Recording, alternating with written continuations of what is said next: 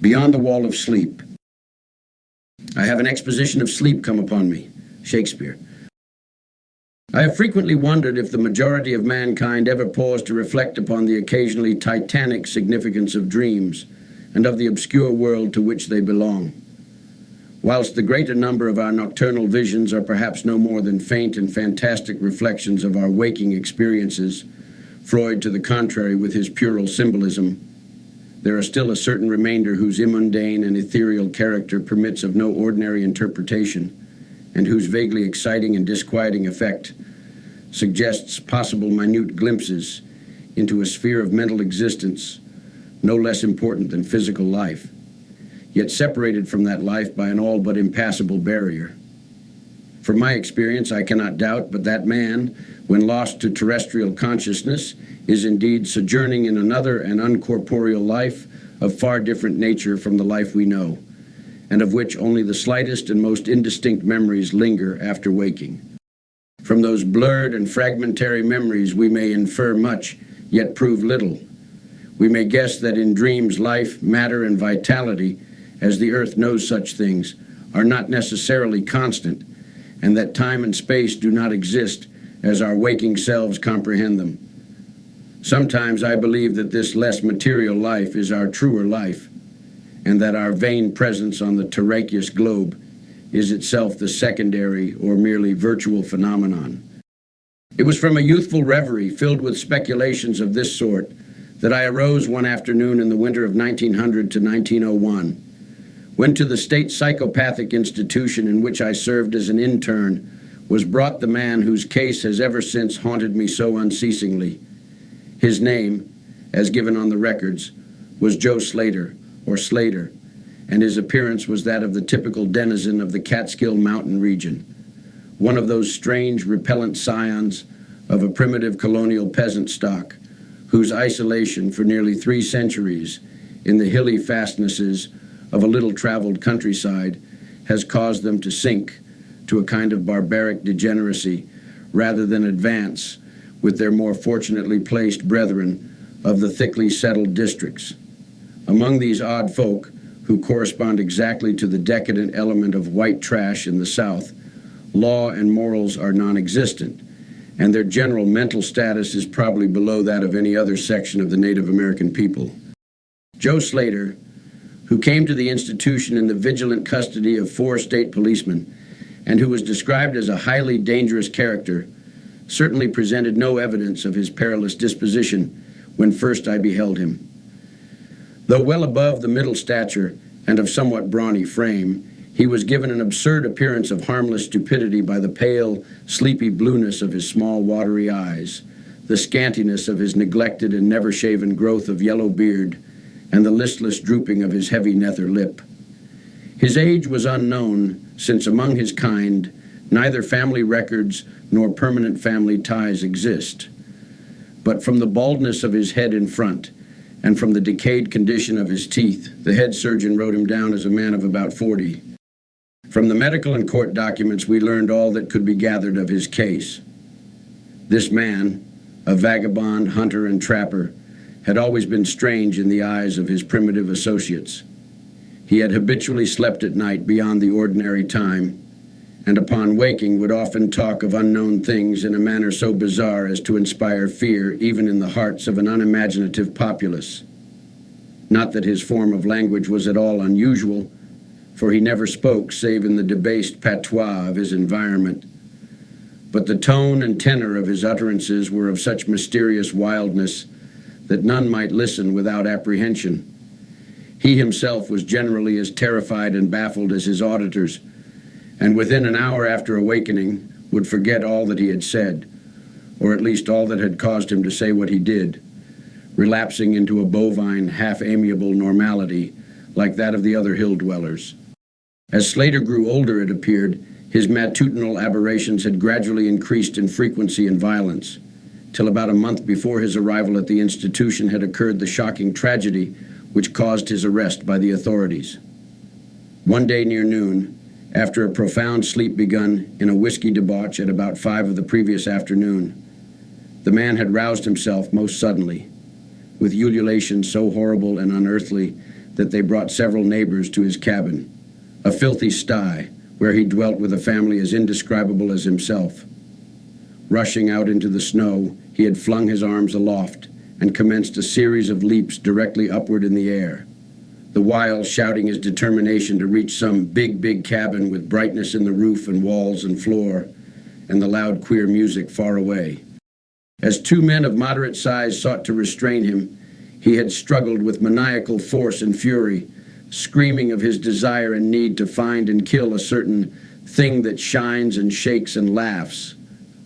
At length, after temporarily felling one of his detainers with a sudden blow, he had flung himself upon the other in a demoniac ecstasy of bloodthirstiness, shrieking fiendishly that he would jump high in the air and burn his way through anything that stopped him.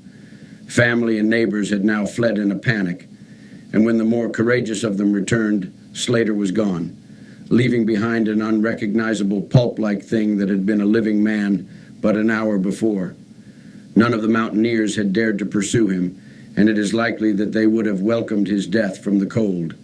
But when several mornings later they heard his screams from a distant ravine, they realized that he had somehow managed to survive, and that his removal in one way or another would be necessary.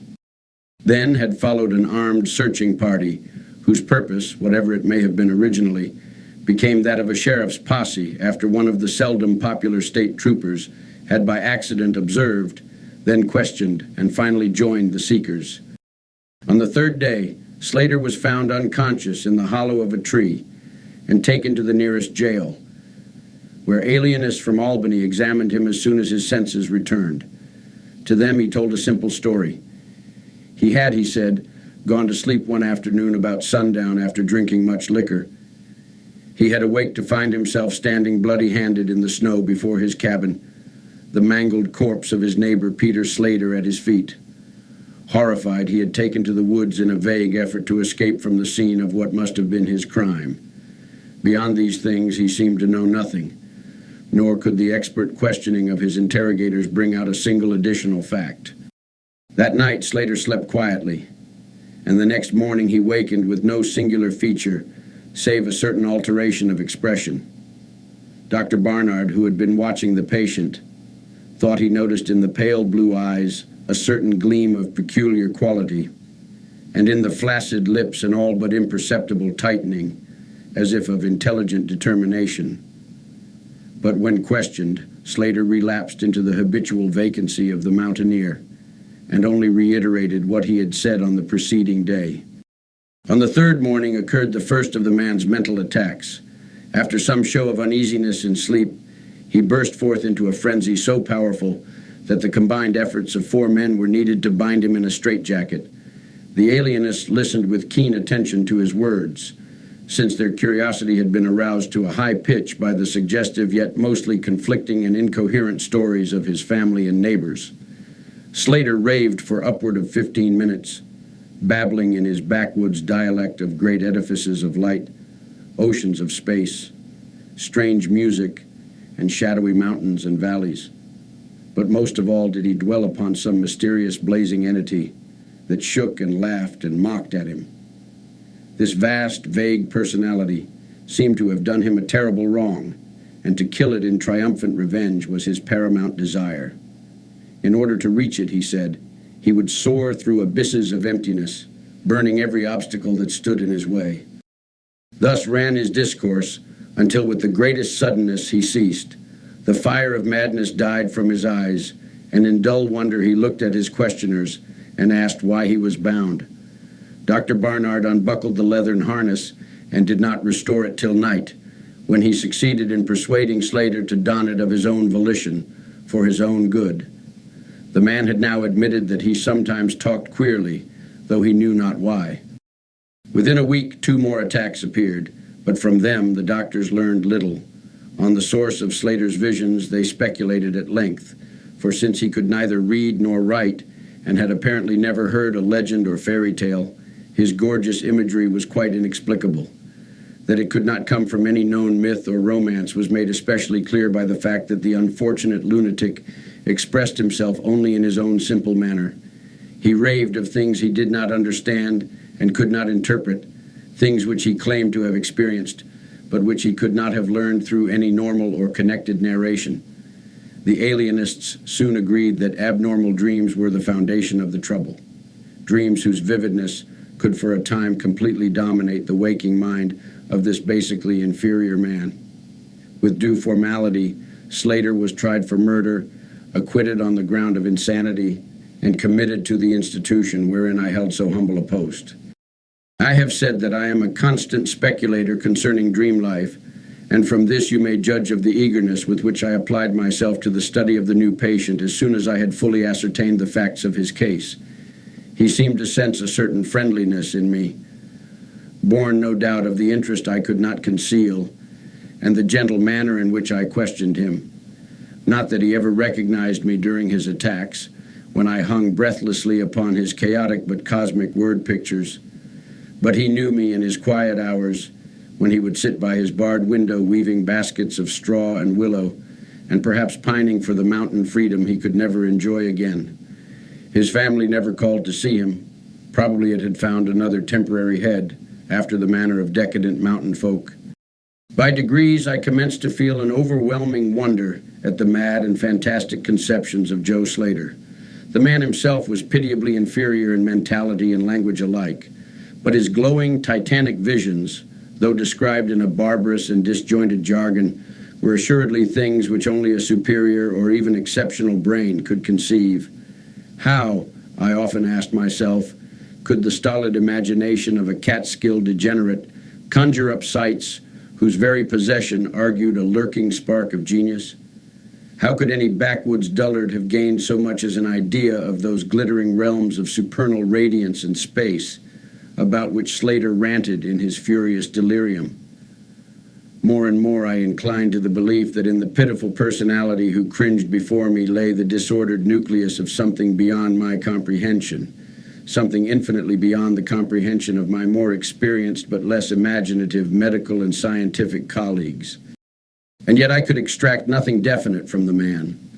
The sum of all my investigation was that in a kind of semi-uncorporeal dream life, Slater wandered or floated through resplendent and prodigious valleys, meadows, gardens, cities, and palaces of light, in a region unbounded and unknown to man. That there he was no peasant or degenerate, but a creature of importance and vivid life, moving proudly and dominantly, and checked only by a certain deadly enemy, who seemed to be a being of visible yet ethereal structure, and who did not appear to be of human shape, since Slater never referred to it as a man, or as aught save a thing. This thing had done Slater some hideous but unnamed wrong, which the maniac, if maniac he were, yearned to avenge. From the manner in which Slater alluded to their dealings, I judged that he and the luminous thing had met on equal terms, that in his dream existence, the man was himself a luminous thing of the same race as his enemy. This impression was sustained by his frequent references to flying through space and burning all that impeded his progress. Yet these conceptions were formulated in rustic words wholly inadequate to convey them, a circumstance which drove me to the conclusion that if a true dream world indeed existed, oral language was not its medium for the transmission of thought. Could it be that the dream soul inhabiting this inferior body was desperately struggling to speak things which the simple and halting tongue of dullness could not utter?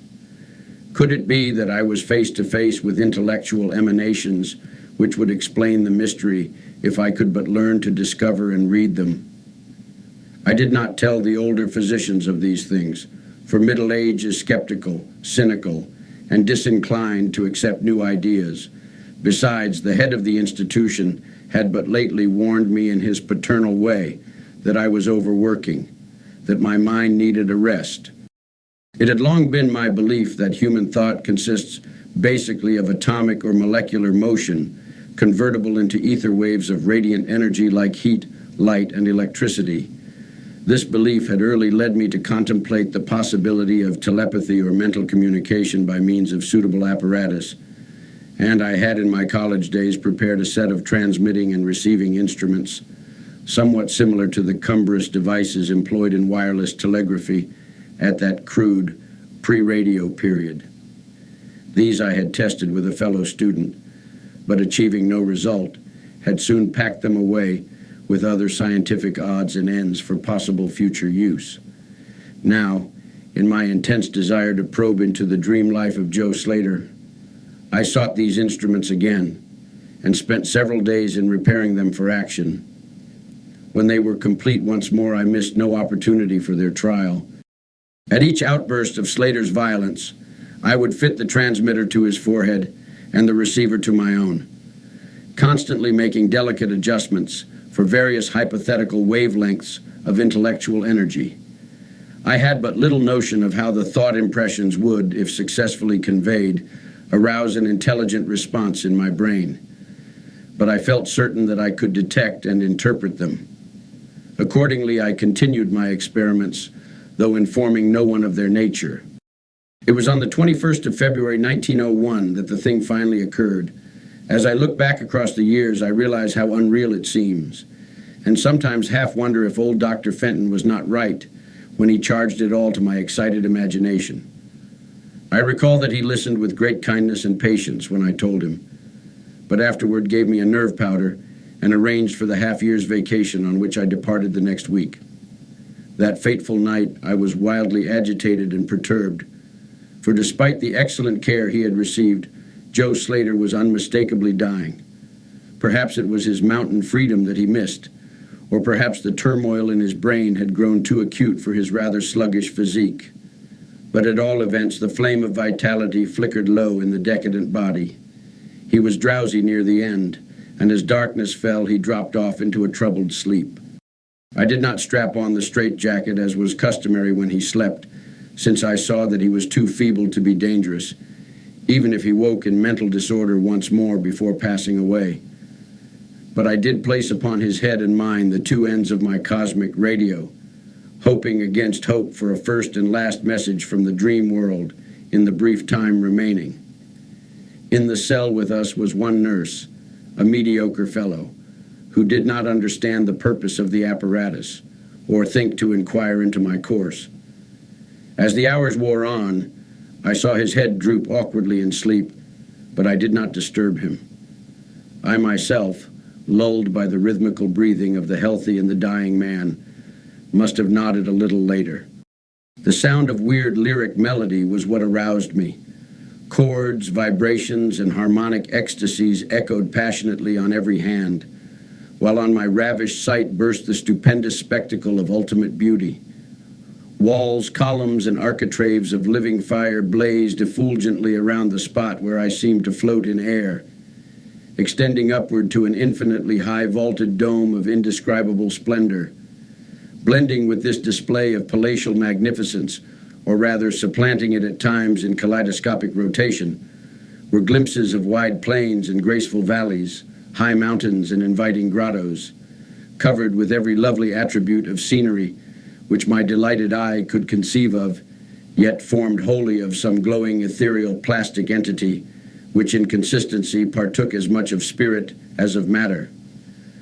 As I gazed, I perceived that my own brain held the key to these enchanting metamorphoses, for each vista which appeared to me was the one my changing mind most wished to behold.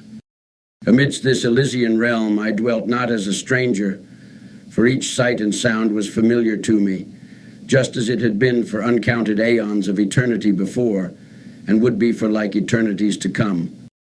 Then the resplendent aura of my brother of light drew near and held colloquy with me, soul to soul, with silent and perfect interchange of thought. The hour was one of approaching triumph, for was not my fellow being escaping at last from a degrading periodic bondage, escaping forever, and preparing to follow the accursed oppressor even unto the uttermost fields of ether, that upon it might be wrought a flaming cosmic vengeance which would shake the spheres. We floated thus for a little time, when I perceived a slight blurring and fading of the objects around us, as though some force were recalling me to earth, where I least wished to go. The form near me seemed to feel a change also, for it gradually brought its discourse toward a conclusion, and itself prepared to quit the scene. fading from my sight at a rate somewhat less rapid than that of the other objects. A few more thoughts were exchanged, and I knew that the luminous one and I were being recalled to bondage, though for my brother of light it would be the last time. The sorry planet shell being well nigh spent, in less than an hour, my fellow would be free to pursue the oppressor along the Milky Way and past the hither stars to the very confines of infinity. A well-defined shock separates my final impression of the fading scene of light from my sudden and somewhat shame-faced awakening and straightening up in my chair as I saw the dying figure on the couch move hesitantly. Joe Slater was indeed awaking, though probably for the last time. As I looked more closely, I saw that in the sallow cheeks shone spots of color which had never before been present. The lips, too, seemed unusual, being tightly compressed, as if by the force of a stronger character than had been Slater's. The whole face finally began to grow tense, and the head turned restlessly with closed eyes. I did not arouse the sleeping nurse, but readjusted the slightly disarranged headbands of my telepathic radio, intent to catch any parting message the dreamer might have to deliver. All at once the head turned sharply in my direction and the eyes fell open, causing me to stare in blank amazement at what I beheld. The man who had been Joe Slater, the Catskill decadent, was now gazing at me with a pair of luminous, expanded eyes, whose blue seemed subtly to have deepened. Neither mania nor degeneracy was visible in that gaze, and I felt beyond a doubt that I was viewing a face behind which lay an active mind of high order. At this juncture, my brain became aware of a steady external influence operating upon it. I closed my eyes to concentrate my thoughts more profoundly, and was rewarded by the positive knowledge that my long-sought mental message had come at last. Each transmitted idea formed rapidly in my mind, and though no actual language was employed, my habitual association of conception and expression was so great that I seemed to be receiving the message in ordinary English. Joe Slater is dead, came the soul petrifying voice or agency from beyond the wall of sleep. My opened eyes sought the couch of pain and curious horror, but the blue eyes were still calmly gazing, and the countenance was still intelligently animated.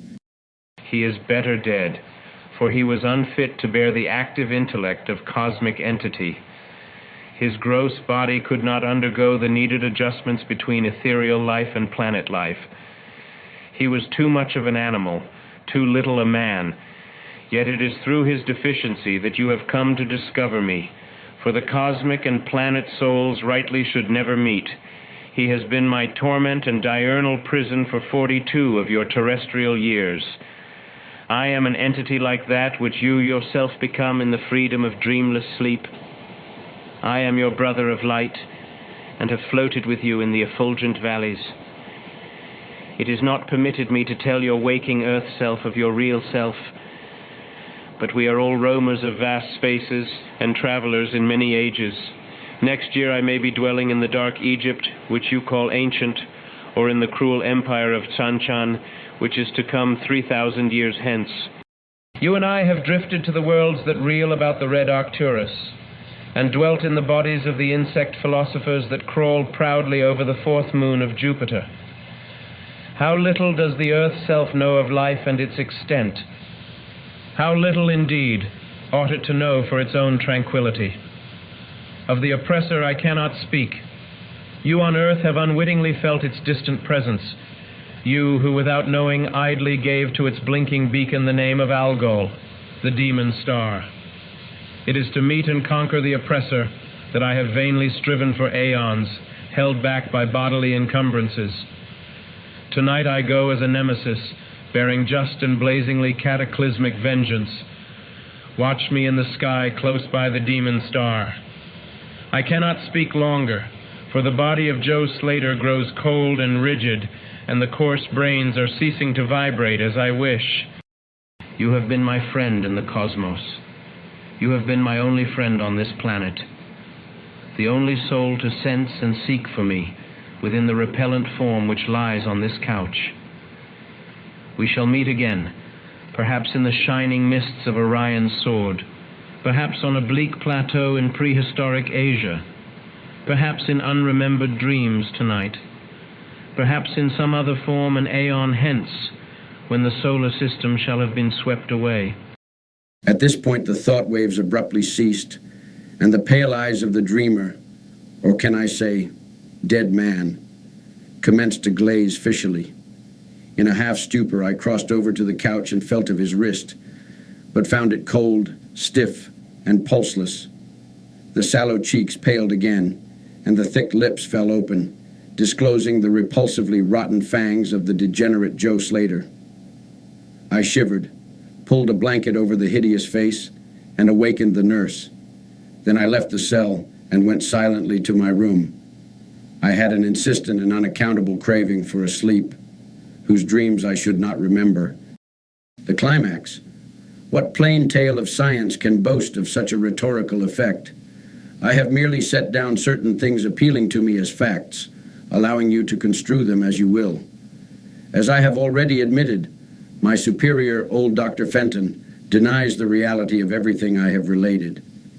He vows that I was broken down with nervous strain and badly in need of the long vacation on full pay, which he so generously gave me.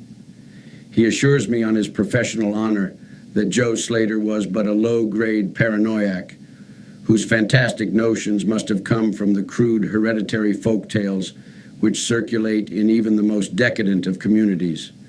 All this he tells me, yet I cannot forget what I saw in the sky on the night after Slater died.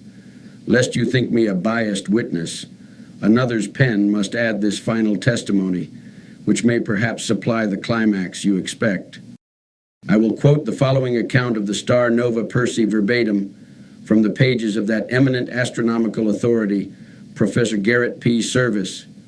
On February 22, 1901, a marvelous new star was discovered by Dr. Anderson of Edinburgh, not very far from Algol.